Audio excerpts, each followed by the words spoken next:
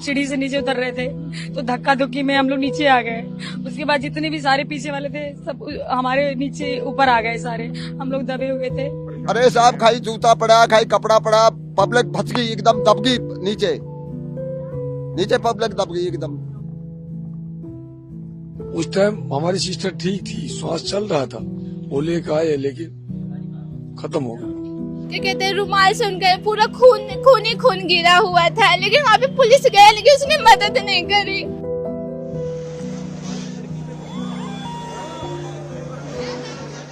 नई Delhi railway station पर शनिवार रात वो हादसा हो गया जिसके बाद हर कोई हैरान है। ये तस्वीरें बयां कर रही हैं कि कैसे एक जिंदगी का कोई मोल नहीं। ये तस्वीरें बयां कर रही हैं प्रशासन की लापरवाही। ये तस्वीरें बयां कर रही हैं रेलवे की बद इंतजामिया।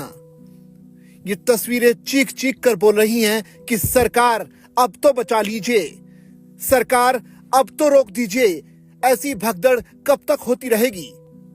भगदड़ की ये तस्वीरें नई दिल्ली रेलवे स्टेशन की हैं, जहां शनिवार रात अचानक अफरा तफरी का माहौल मच गया। लोग ट्रेन को पकड़ने के लिए इतनी भीड़ में मौजूद थे कि लोग देख ही नहीं पा रहे थे कि उनके पैरों के तले कोई और जिंदगी तो नहीं। ये भीड़ ऐसी ही नहीं थी, ये भीड़ तैयार हुई थी प्रयागराज जाने के लिए, उस महाकुंभ में जिसे बताया जा रहा है कि वो 144 सालों के बाद आया है। यानी लोगों को लगता है कि 144 साल बाद उन्हें अब ये दूसरी बार ऐसा करने का अनुभव होगा। यानी उनसे पहले भी जिन लोगों ने इस महाकुंभ को नहीं समझा, आज भी वो शायद ना समझ पाएं।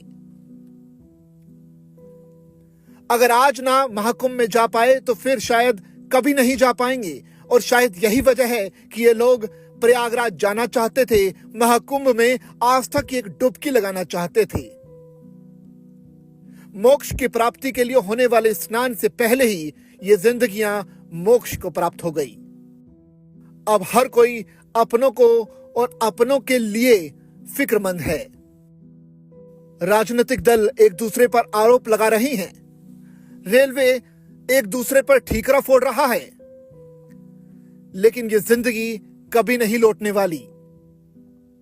ये दर्द जो उन्हें उम्र भर का मिला है वो शायद कभी कम नहीं होगा।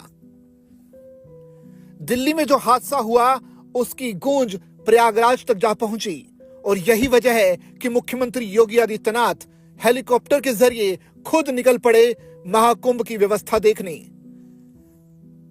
आसमान में उड़ उड़कर हर महाकुंभ के कोने का वो जायजा लेना चाहते हैं। डर शायद यही है कि कहीं दिल्ली जैसा हाल यहां ना हो जाए। डर शायद इस बात का भी है कि इतने बड़े लोगों को संभालेंगे कैसे। इस मुद्दे पर जहां सियासत हो रही है तो वहीं कुछ लोग इसे बर्बादी की चीज भी बता रहे हैं। आरजेडी प्रमुख लालू प्रसाद यादव का बयान सुनिए, जिसे सुनकर शायद आपको गुस्सा आ जाएगा। अरे सब कुंभ का क्या कोई मतलब है, फालतू है कुंभ। दिल्ली की इस भगदड़ में कुल 18 लोगों की जिंदगियां जा चुकी हैं। कई जिंदगी और मौत के बीच लड़ रहे हैं। घायलों का पास के अस्पताल में इलाज जारी है। सरकार ने मुआवजे का ऐलान भी कर दिया है। प्रधानमंत्री से लेकर अमित शाह तक और मुख्यमंत्री योगी आदित्यनाथ से लेकर तमाम बड़े चेहरों ने इस पर अपनी संवेदना भी प्रकट कर दी है। मुख्यमंत्री खुद बाज की नजर बनाए हुए हैं और देख रहे हैं कि महाकुंभ में इस तरह की व्यवस्था कभी ना बिगड़ जाए। हालांकि 26 फरवरी तक चलने वाले महाकुंभ में अभी 10 दिन बचे हैं, लेकिन कह नहीं सकते कि ऐसे हादसे अभी और कितने होंगे।